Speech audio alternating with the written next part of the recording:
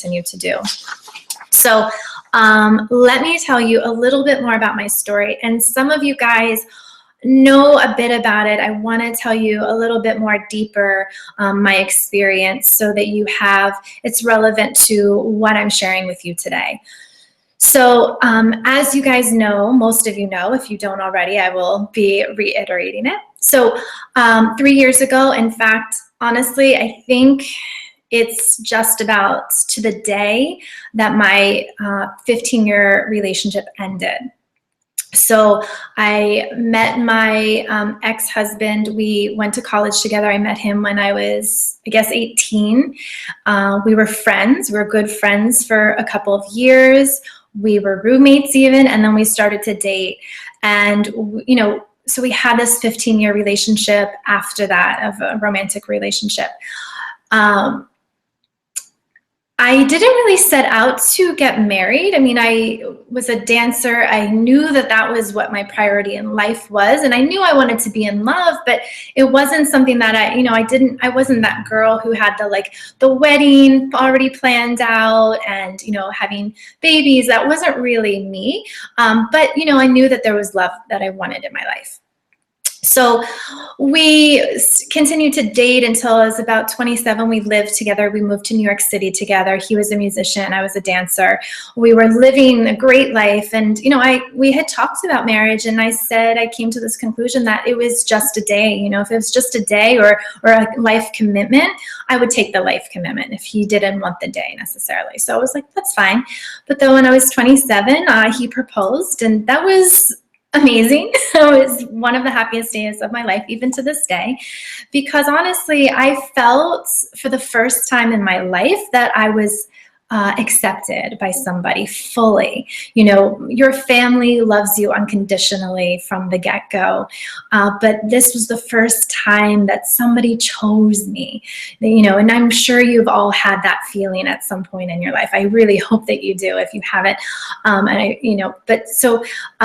felt like, wow, he's full on accepted my light, my darkness, my warts, my horrible habits, and seeing me sick, and he really accepted me. So here it was, and then we got married, and I was extremely happy. And from that, of course, the normal problems that come up in a marriage came up, and I felt that we dealt with them as really healthy people do. At least I thought so. And like I said, it wasn't perfect, but we worked through these hardships together. And so when my father died, January 2013, and then 2 months later, here's this person that I trusted and loved, and he dropped the ball. I came home from teaching, and he said, this is over. And I just was crushed. I thought, we had been having hard times, but I never had imagined that this day would come. So it rocked my world. It totally rocked my world. And I was questioning everything. I was questioning, why did I pick this person? Why is this person doing this to me? What kind of person am I that it's happening to? So it just started this whole journey really of the past 3 years of self-exploration. But so basically, I feel the need to tell you how deep of this marriage is, because I felt that it was a strong marriage, and now here it is, not so much. So that kind of deconstructed the rest of my life, as I've kind of told you guys throughout the rest of the year. But I had this sense of abandonment. So to go back a little bit, I had always had this fear of abandonment because I had dealt with this, and I've shared this with you guys before. My parents split up when I was 7, so there was abandonment. My father disappeared when I was 15.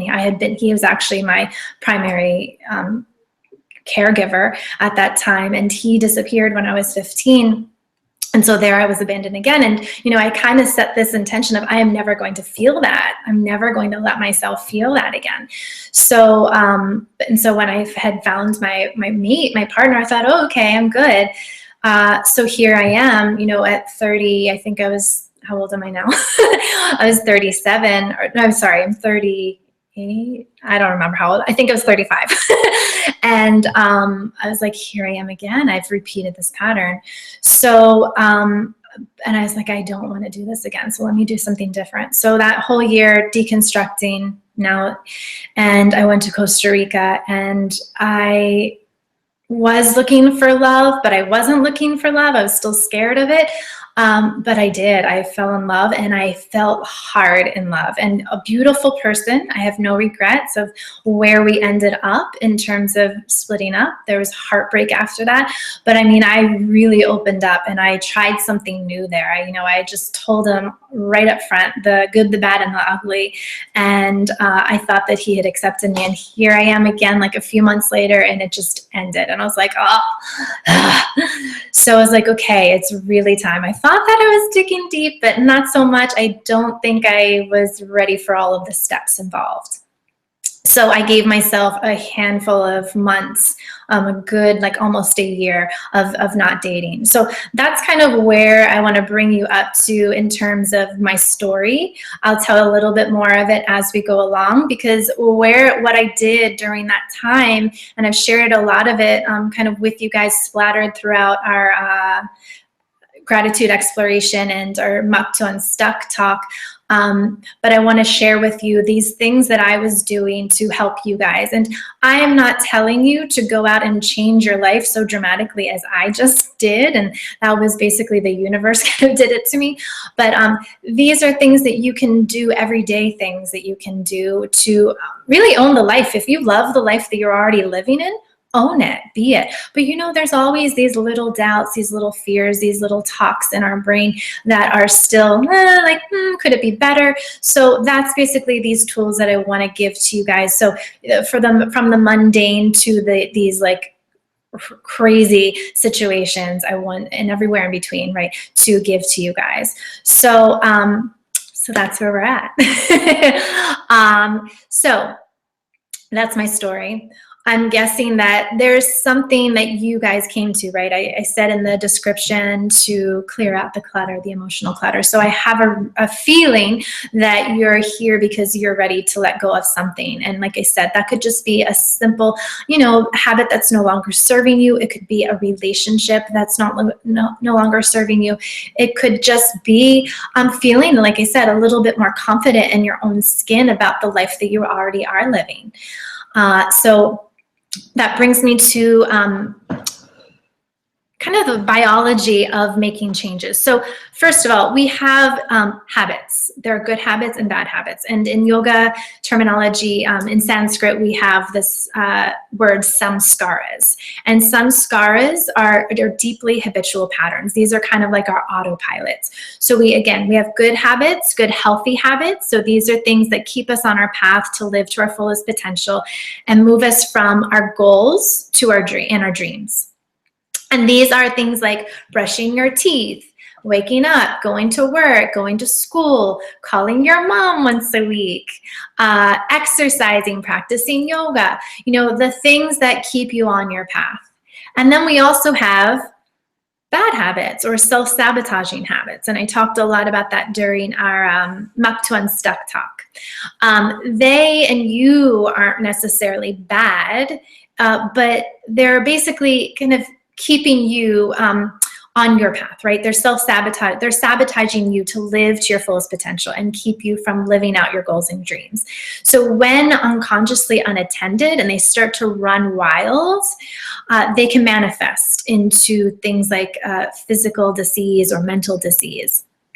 And things are like, overeating, drinking too much, smoking, gossiping, and really what's rooted from all of that, all of these negative habits are negative self-talk. So the negative self-talk, that conversation that you have in your brain, and we're going to really talk about that in a little bit, is what kind of spirals us into this storyline or these habits. And in Buddhism, there's a term called shenpas.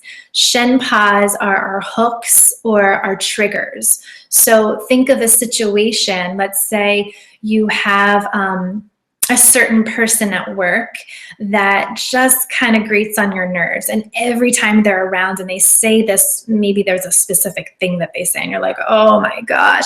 And you just start to go into this, you have this negative talk, like maybe if it's just his presence, him walking in, right? And you're just like, oh God, and here goes this little chatter in your voice. And then you lash out at him, or maybe you like fester it inside. But so you have this habitual pattern. And then it can spiral into, feeling so stressed, and then you go home, or you have to go out for a drink at night or whatever. So these are the kind of things that we want to really focus on to keep you from, coming off of your path. And there's this word that I learned just recently. Rob Bell, if you haven't heard him already, I have told you guys about him a lot.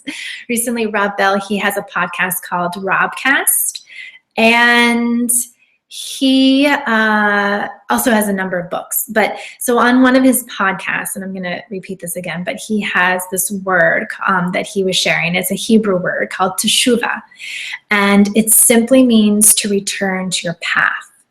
And without judgment, right? So we're all on this beautiful path. And I believe that we all have essentially the same path of just being our authentic selves. So we all have this path of living our truth, living our authentic self. And but sometimes we get pulled away from it, right? And we have these relationships, we have these situations, we have these memories from the past that are continuously kind of pulling us off of our path. But there's always teshuvah. There's always this opportunity, right? We can leave these self-sabotaging habits or these experiences or these memories and bring ourselves back to the path. So that's what we're going to do today. We're going to talk about how to teshuvah, get back on our path. So before we talk about that, let's actually talk about the biology of change. So let's say, okay, you're here today because you want to make a change, and that's great. That's already the first step. But what happens is, this is what happens in our physical body, is we decide to make a change, but in our body, we have hormones that are constantly being reproduced. If we're always under a lot of stress, we're producing a lot of cortisol. And I'm sure you guys have seen that commercial, for the belly fat, right? The stress hormone, cortisol. And if you're constantly under the stress, and a lot of us as Westerners are constantly putting ourselves under stress. That's already our samskar, is just to always constantly be putting ourselves in this place of stress. So when we've consciously said, I don't know about this, I think I'm going to try something like meditation, or make some sort of a positive change in my life. Well, when that happens, we start to produce more. So we go from this sympathetic nervous system and we turn on the parasympathetic nervous system by doing things that turn off the cortisol, or I shouldn't say just turn off, but kind of keep that at bay, and then reproduce more of these hormones like dopamine and serotonin. These more, like I said, turning on the sympathetic nervous system so that you can slow down, right? We're working over here from stress, going. Let it go. We start to reproduce more of these good hormones to help us slow down. But this is where it gets tricky, is as we're making this shift, we've got to reproduce more of these good hormones. But as they're reproducing, they're vibrating. They're creating energy. So when they're expanding, we start to see we're expanding. We're actually expanding. But what happens is, as this expansion is happening, we're seeing as it's anxiety. We're seeing this as I'm not sure about this moment, right? So we're going into this new field of expansiveness, but it's a new territory. And so we think, oh, I know what's over there. And it's not something that I necessarily like, but I know the results of it. So I might as well go over there, right? Because over here, I feel a little anxious. So this is where we want to do our work here and stay in this kind of uncomfortableness. And, I was going to share with this later, but this great quote of happiness, right? Being comfortable in the uncomfortable. So if we can find comfort in this uncomfortable expansiveness, the good stuff's right on the other side, I promise. So that's the work that we're going to do. These are the kind of tools that I'm going to share with you now that will help these moments of expansiveness and make it a little bit easier for you.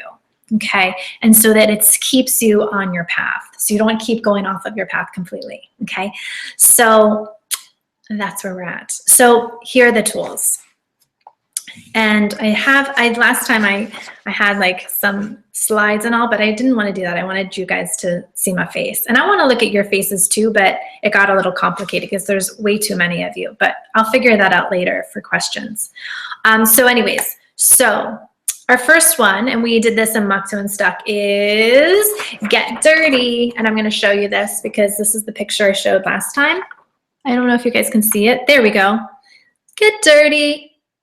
And that's some of the girls from our retreat in Costa Rica. So you got to get dirty. You got to feel it. You know, what I was saying during our gratitude exploration is it's beautiful to feel gratitude, but what I want to make sure of is that you're not using gratitude as a denial mechanism, right? I don't want you to just push it all down, go, it's okay, I was that person. It's okay, everything's fine, but really it's not fine. So first step, let yourself feel it. Own the grit, own the muck, own whatever you're feeling, and get it out in some way. And I have said this before, I'm a physical person, I dance, I do yoga, as you guys know. So I use that as my way of getting it out. But if writing is your thing, or maybe you need to cry, maybe it's just crying, or maybe you need to get angry in hopefully a safe place, you know, have somebody give permission so that you can be angry with them or whatever, or where you can talk it out. And that's another thing, reach out to friends. You know, for me, I didn't have that. You know, this partner that I had been with for 15 years, that was my go-to person. And then all of a sudden he wasn't there. I was like, wait, I have to talk to somebody, and wait, he's the person that I have to talk about. So I can't talk to him anymore, and he's not there. So I went to therapy, and that's where I learned to actually start to communicate, because I realized I had not been communicating for a really long time. So find what works for you. Therapy, writing it down, art. I know some of you are artists. Use your art form. And I think you probably already knew that, right? Because you found your way there. Brene Brown, who is a really wonderful research writer about vulnerability primarily. If you haven't heard of her or haven't read her books, I highly recommend. I just finished Rising Strong. And so I'll read you a quote. Owning our stories means reckoning with our feelings, our fear, anger, aggression, shame, and blame. This isn't easy, but the alternative, denying our stories and disengaging from emotion, means choosing to live our entire lives in the dark. When we decide to own our stories and live our truth, we bring our light to the darkness. So that's simply what it is we're bringing all that muck to the surface. And she has this great way of handling that. She calls it the shitty first draft.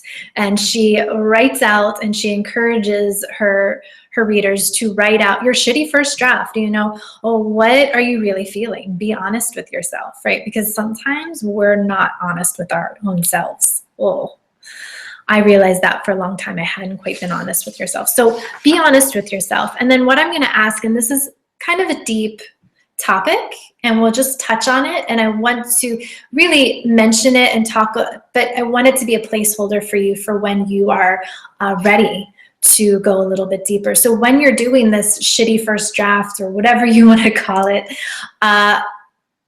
just see if there's some sort of hidden shame or guilt. of in there, in that story, right? If something's always happening to you, are you putting yourself in a situation because you're not quite sure you deserve it, right? You might not be ready for this yet, but just know, put that as a placeholder, go back to that. And I should say, these steps, these tools that I'm giving you today, they're not chronological. I'm doing them in somewhat of an organic way, but honestly, step 2 that I'll talk about for now, right now, in a moment, step 2, I just did last week. So you kind of go back and forth, you do in a circle, you can jump up and down, and you might go back to the same step over and over again, but know that they're there for you, okay? So when you're looking at this, when you're writing out the shitty first draft, maybe you come back to it in a couple of months and then re-look at it and go, oh, yes, I do see some shame and guilt. And then you can investigate a little bit deeper with that, okay? So that brings me to the second step. And like I said, I just did this last week. And that was clear out the physical clutter. So maybe there is a relationship like I was dealing with that you were holding on to some memories or a memory, maybe just one specific experience or memory that you held on to something that symbolized that. Get rid of it. You can always hold that memory if it's something that is, like I will always hold a positive memory. I will hold my positive memories of my relationship, but I don't need to hold the physical pieces. And like I said, I just did this last week. I had 3 years, and I knew for the past 3 years I was no longer going to be with that person, and I had no desire to, but I still was holding on to the pieces. And I got to this point where I was like, this isn't serving me anymore. It's just literally taking up space. But when I did it, a weight was dropped. It was completely like, I was like, okay, have cleared the clutter physically. And, Elizabeth Cornetta, she's on the online studio, as you guys know. She does more of it like a ceremony. She shared with me when she ended up a relationship, she had a letter that was very significant. She burned it. She had like this little ceremony outside and she burned it. So find something that works for you. If it's not a physical thing that you have, maybe you want to write a new contract with yourself. Maybe you want to write a list of the new things, the new change, right? Maybe you don't have things that you're physically holding on to, but maybe you want to consciously bring it to the light that this new thing that you want to enter into. So write out a list. That's what I do, is I write out lists of the things I want to attract in my life. Like I said, with Elizabeth, she writes out contracts. She writes out a contract with herself. So kind of find what works for you with that, but you want to clear out some sort of clutter there. 3 is we want to turn on the law of attraction and turn off your reactions. So this is easier said than done. But what I want you to do, this is your exercise, is when you are in situations that you like, that is on this path of where you want to go, say out loud, and it might sound so ridiculous, but say out loud every time that thing or situation or that person does something, I like that. Say, I like that, because you're going to attract more of it, right? If you can, whatever you believe, if it's just purely your consciousness saying, I like that, and you're telling yourself, I like that.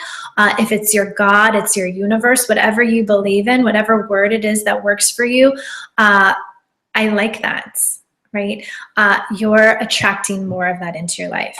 Now, for the things that you don't want, what I'm going to say to you, and again, I want to make sure that this isn't another form of denial, but you're not going to react to it anymore. You are not going to serve that negative energy or person or relationship or experience anymore. You are just simply not going to react to it. You can acknowledge it, but you will not react to it, right? Those shenpas, those triggers, that's where you really want to start to do your mindful practice of, okay, because these situations will always be there. They'll always be there.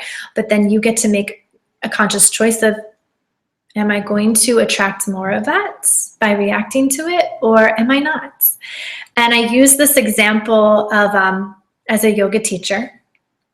I don't know if you guys know, you probably already know this, but we yoga teachers talk about our experiences as yoga teachers. And I have to say, almost all of my peers talk about how there's this one person, right? It doesn't necessarily have to be a specific person, but a type of person. And you guys know, if you've ever been to yoga class, you know that person who comes in late, throws their mat, and that makes it a huge sound. Has their phone on at least on vibrate or text or just something so disruptive, right? And you're just like, oh my gosh, I hope this person leaves or never comes back. And I have to say, you guys, and I don't react to that person. Now, if he or she was completely disruptive, right? If he was putting other people at harm or, talking on the phone, I would say go outside. But what I wouldn't do is make a whole scene about it, because that's me reacting to that person. So it's just interesting to see my yoga teacher friends who are like, oh, I hate when that person comes, and I'm like, just practice Yoga Sutra 133, which is by cultivating attitudes of friendliness towards happy, compassion for the unhappy, delight in the virtuous, and disregard toward the wicked, mind stuff retains its undisturbed calmness. So if you just stay neutral in these situations where that person, that yoga student, those kind of people are coming into your world because they want attention. And if you, whether you want to call them wicked or not from this, if you want more of that in your life, you're going to react to it. You're going to turn your focus away from the things that you want, those good students, as in this example, right? You're going to turn your attention away from those things that you want more of. You want those beautiful students that are focused and, doing their best and, listening and really being in their practice. You're turning your focus and saying, that's what I want. I want more of those disruptive people in my life. Law of attraction, man. So that's what I want you to work for. Observe your thoughts, observe your reactions, right? You might not be able to catch it right away, but after first few times go, oh, you know what? I'm not going to do that anymore. I'm going to change that. So you can start to change and catch yourself a little bit sooner in those shenpas and those triggers. And then ask yourself, is this serving me? And what can you do or not do to serve them? So that is the law of attraction. And I guess, and that's really where gratitude does come in. So, you had this kind of clearing away of the stuff that you didn't want, but I like that, being grateful for the things that are in your life, that's where we want to continue to explore our gratitude. It's really basically what it's doing. It's sending your brain the message that you want more. It's just simple as that. It's sending your brain, or again, God, universe, whatever you want to believe, it's sending your brain that you want more of that you are liking this new change in your life. Let me see. I want to see if I have one more quote. And this is a good one. And before I say this quote is from my teacher, one of my teachers, Jean Marie Palillo, and it's from her book, Vibathon, Creating Your Life from the Inside Out. And if you haven't already and you would like this, I have a signed copy of Jean Marie's book, and it's all about kind of what we're talking about right now, goes deeper. I'm giving it away. But I think I mentioned this to you guys. You have to send in a testimonial or refer a friend. So there's a little string attached, because I have this huge giveaway. I think I mentioned to you on the Facebook group, but you can get Jean Marie's signed copy book. You can get a NOMAD tank, a NOMAD tote, skincare from Farm Couture, a beautiful hand-printed silk scarf from from Snooze or Loser, and a couple of other amazing things. But again, to get this, where I'm going to read you this quote from, you got to send me a testimonial to enter to win. So just so you know, that's a little plug. So anyways, so the quote is, to bring us back to the law of attraction: When we are able to line ourselves up with the more subtle representations of what we are trying to create, the ego loosens up.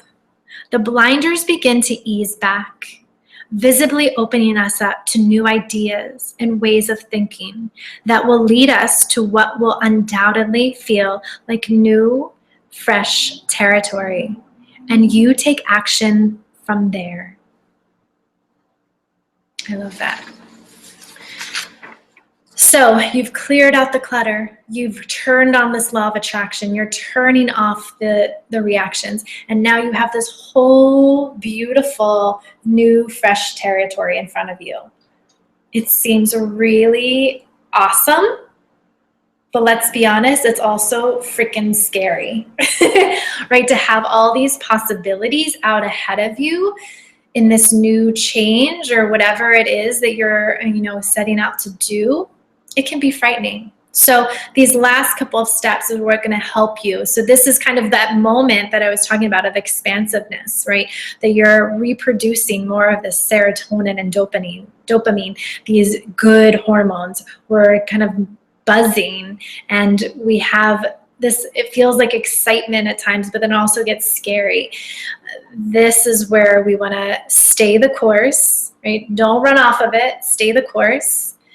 And be easy on yourself. So we want to do kind of basically set up a roadmap.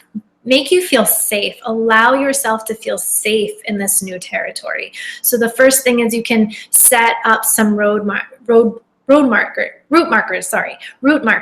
So setting goals, but letting go of the expectation of them. So, maybe it's baby steps, right? Taking little baby steps and then using that as a check-in point to reassess, how do I feel? Is this still serving me? Okay, I feel good. Let me go a little bit further. I don't know about this. I could go a little bit further back, or maybe I move over to the side, right? So it's not, oh, okay, you know what? I don't like my job. I'm going to quit it and I'm going to go and get a whole new job, a whole new career. No, how about we just leave the job and give ourselves a month or so to figure out what we want to do if you didn't know what you wanted to do, right? So, and then use that time to be curious and keep asking yourself, is this serving me? How do I feel in this? Another quote I have here is, the smallest positive change in your thinking can unravel the biggest problems. Louise Hay. That is actually Elizabeth Cornetta's teacher. So I'm plugging Elizabeth a lot today. I hope she knows. I'll have to give her a little shout out and have her watch this later. But so these little positive changes, these little, what I was saying, check-in points, they can then start to unravel, right? It doesn't have to be this huge leap to the other side that starts to unfold everything, but it's just the little steps, these little changes the way you're thinking, that conversation in your mind can change, right? Maybe that's what it is you don't even physically have to change anything. It's just, okay, you know what? When that trigger happens, that shenpa, maybe I'm going to just talk a little bit more nicely to myself and see how that happens. Maybe that's going to start the process of making better, healthier decisions in my life. So the next one, boundaries and permission. So within those little steps, you want to still make sure that you keep those old habits and those fears, that conversation of fear, away. So when you're setting these little steps, also set up boundaries for yourself, right? So that you can feel safe when you're playing within it. And this could be going back to an idea of a job situation, right? So like I said, let's say you wanted to leave your job. You want to change your career, but you're not quite there yet. So maybe you set yourself up to take a class. Maybe you're not ready to leave the job yet, but maybe you set yourself up to take a class.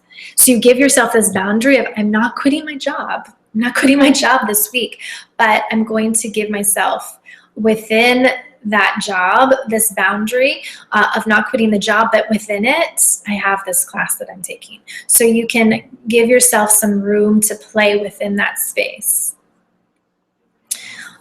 The other one that I was saying is permission. So be free to be messy, and you got to give yourself permission to be imperfect, and you've got to ask others to let yourself be imperfect. This is huge. This was my big missing link, because I will admit, you guys, I'm a recovering perfectionist, and this one took a lot for me, especially, you know, here we are in the world of the time of social media where everything's so public. So, you know, both of those relationships, especially the 15-year relationship, right here I am, you know, on Facebook, I was like, I love my husband, he's the love of my life. And then I'm not writing that. And then I'm like, how do I tell people that I'm no longer with them? And is it supposed to be? And so then I felt like, I'm not perfect. I had this perfect life and I don't have it anymore. And so it really tore me down. And I'm sure you guys experience that too with social media. It's really hard to be perfect. And honestly, I think going through that, I am so much happier because I don't have to put up appearances. I don't have to be, oh, it's okay, it's totally fine, it's fine, right? I hope that you guys feel that too, because the more authentic we are, we let down those walls and cut out all the crap, and we're just real with each other. And that's really the most beautiful thing, is that we're actually connecting for real now. So let yourself be messy, be okay, you know, watch that you don't own that, right, all the time. Like I said, back into our getting dirty. You don't want to become it, but let yourself be okay with, if you tried something new, it didn't work out. Like I tried something new. I was like, I'm going to fall in love again. I did it for probably the wrong reasons, but it's okay. You know, it didn't work out. It's totally fine.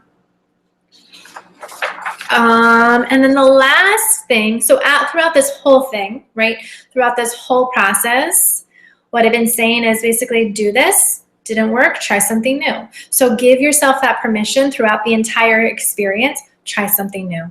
Try something new. You know that that's my nomad mission for everybody, new experiences. So try something new. Allow yourself to change your perspective. If you go this way, and it didn't feel so right, but you know that that other way was not an option to go back to where you were before, try something new, right? You don't have to go completely 180 to the other side. You can always change little degrees.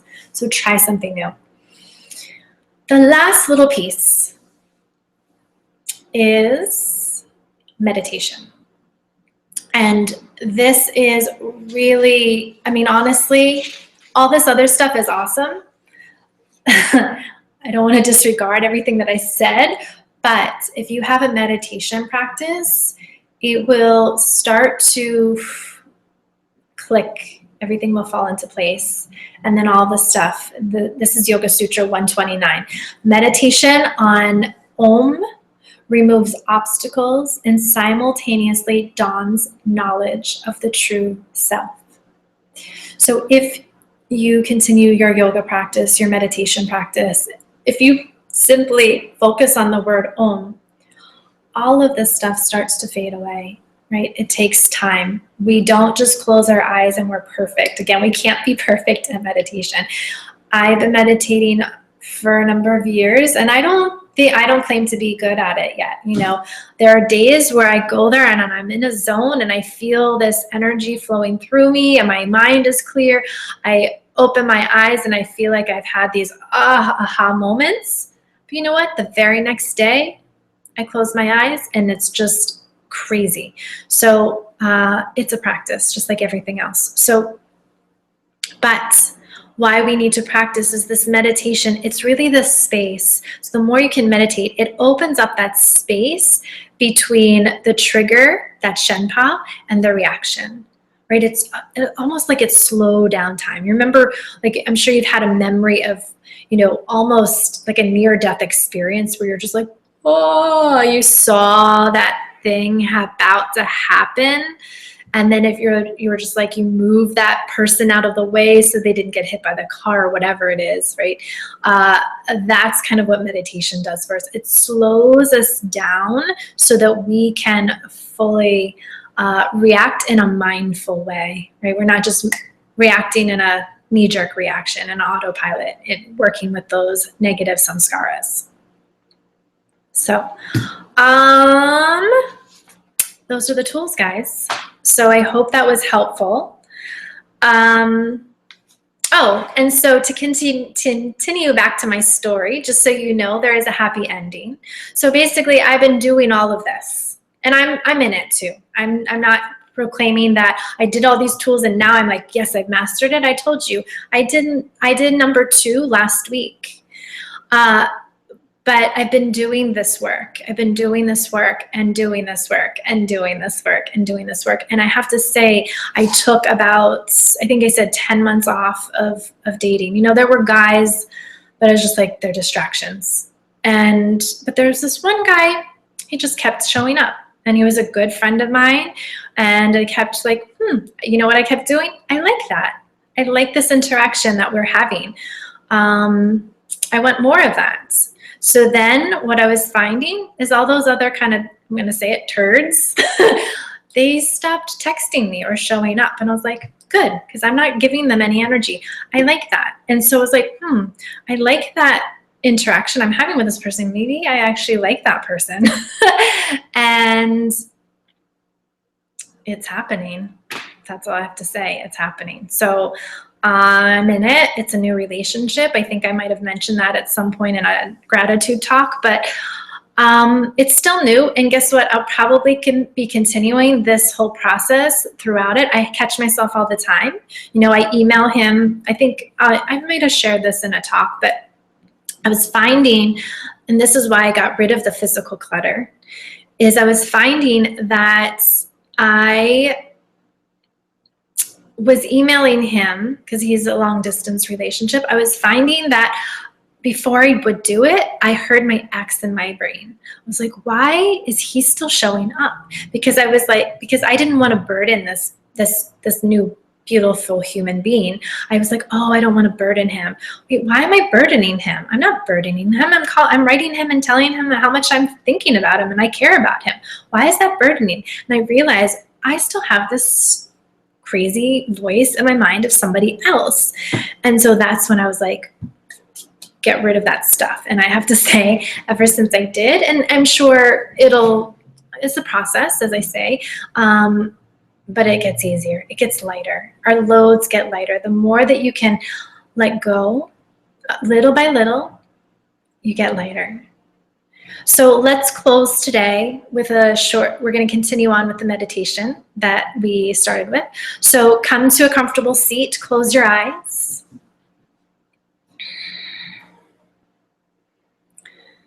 Take a full breath in. Take a full easy exhale out. And then with the eyes still closed here, I want you to go back to that box. Go back to that box that you had in the first meditation, right? That box, just as a reminder, if you came in late, let's put that box back into the hands. So if you haven't already, whatever you came here today to let go of, to do your spring cleaning, right? You want to take that relationship, that person, that situation, that memory, whatever it is that is no longer serving you, that you are, if you're not fully ready to release, at least thinking about releasing, put that in your box. Again, if you've already done this, just stay with us. Those of you who haven't done this already, close the box now and give it a blessing. Let's all give it a blessing one more time. So whatever negative feelings you might have around this thing that you're letting go of, give it a little blessing. And then what I want you to do is now visualize that you're just by a stream. Not a big river or anything, just a stream here, a nice, easy, flowing, dynamic stream, has a nice, healthy flow. And then I want you to take that box that's in your hands and place it down in the water. And if it's a really heavy black box, maybe you do need a heavier river, right? I realized maybe you guys need to like really oomph it. So take whatever size box it is at this point, put it in a flowing dynamic stream of water, whatever it be, a stream or a river. And then simply let it go and watch it. Watch it go flow with that stream, that river.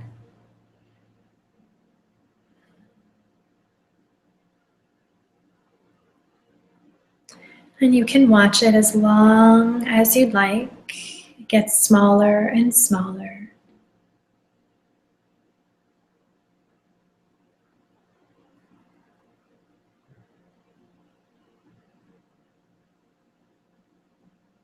And then draw your palms together, your heart. Send off another little blessing. And then let your head bow to your heart in gratitude of showing up here today, giving yourself this time, this opportunity for growth. May you feel this peace within you always. May you feel this peace with others.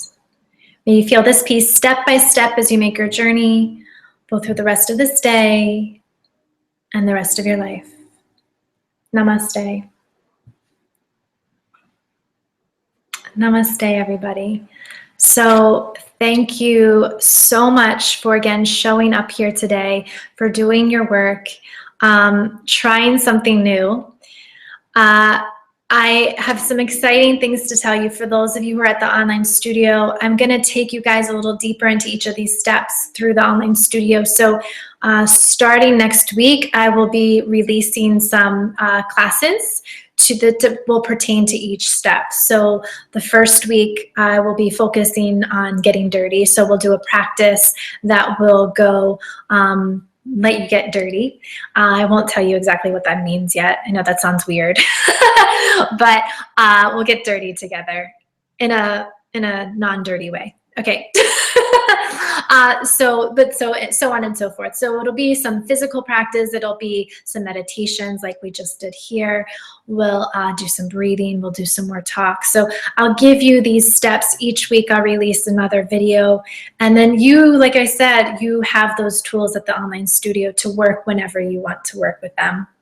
You don't have to go chronologically. You can come back to them in 2 months from now and go to that, just like we did with Live Your Own Story exploration. So they're going to be there for you. And for those of you who haven't joined us at the online studio, go ahead and try that out, because you can definitely benefit from this too, and you'll have access to all the other amazing explorations and practices that we do at the online studio. So yeah, and you'll get 2 free weeks right off the bat. But I think most of you are already Nomad members, so that's awesome.